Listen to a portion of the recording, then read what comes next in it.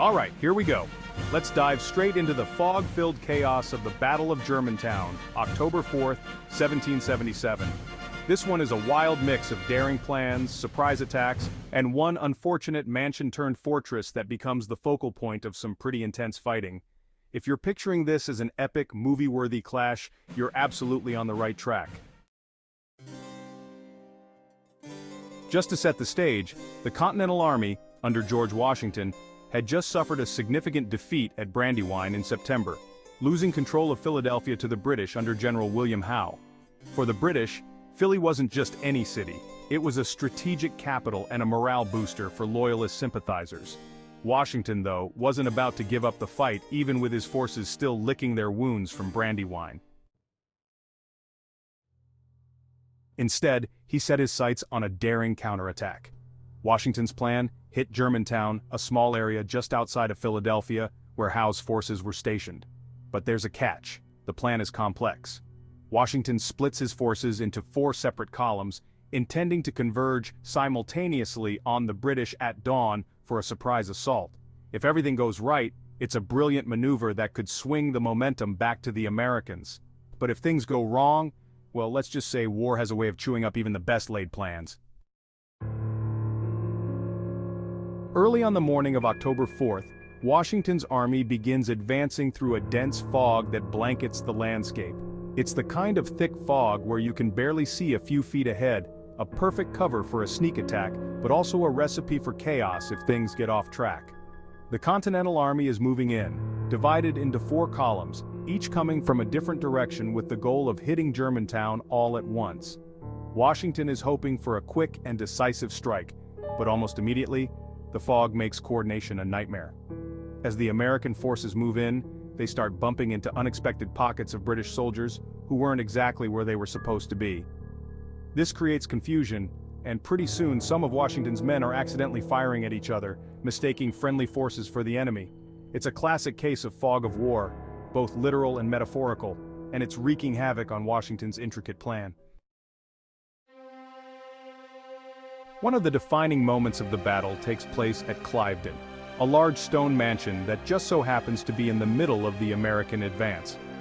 As the Continental Army moves in, British Colonel Thomas Musgrave and about 120 of his troops take shelter inside the mansion, turning it into an improvised fortress. The Americans spot the redcoats barricaded in there, and rather than bypassing it, decide to attack head-on. Big mistake. The stone walls of Cliveden are thick enough to withstand musket fire, turning it into an almost impenetrable stronghold. The Americans unleash a barrage on the mansion, but Musgrave's men inside are holding strong, firing out from windows and creating a relentless bottleneck. Washington, desperate to press on, orders artillery to blast the place open. Cannons are fired, but the stone walls barely budge. All the while, valuable time slips away, and the Continental Army's window for a quick victory narrows with every minute spent on Cliveden. As the battle rages, the fog only gets thicker, and with it comes mounting confusion. Different units of Washington's forces lose contact with each other, and the complex multi-column plan starts to unravel. Soldiers can barely see who they're fighting, and amid the swirling chaos, friendly fire incidents escalate. Some of the Continental troops are even retreating, mistakenly thinking they're outnumbered or surrounded. On the British side, General Howe seizes the opportunity. Realizing the Americans are scattered and disoriented, he orders counterattacks to exploit the breakdown in Washington's lines. British and Hessian reinforcements pour into Germantown, pushing back the Americans and adding to the mounting disorder.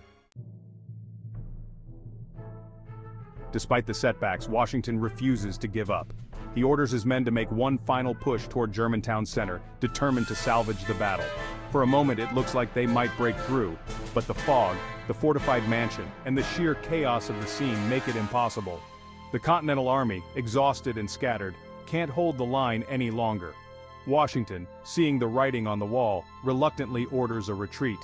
The Battle of Germantown ends in a British victory.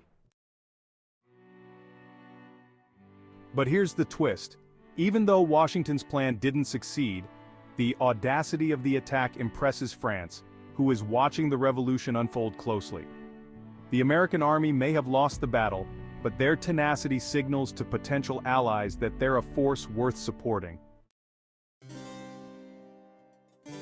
In the days following Germantown, Washington's men regroup and reflect on what went wrong. Cliveden becomes a symbol of resilience, both for the British who held it, and for the Americans, who showed a willingness to take on formidable odds. And while Germantown was technically a loss, it solidified Washington's reputation as a leader willing to take risks. For the Continental Army, the battle serves as a lesson in both bravery and the pitfalls of overcomplicated plans. Ultimately, the Battle of Germantown is remembered not just for its fog-filled mishaps or the fortress-like mansion that held the line, but for the glimpse it offered of American resolve. It's a testament to the Revolution's grit, and it's one more step on the path to independence. A path that's foggy, unpredictable, and filled with setbacks, but one that's relentlessly pushing forward.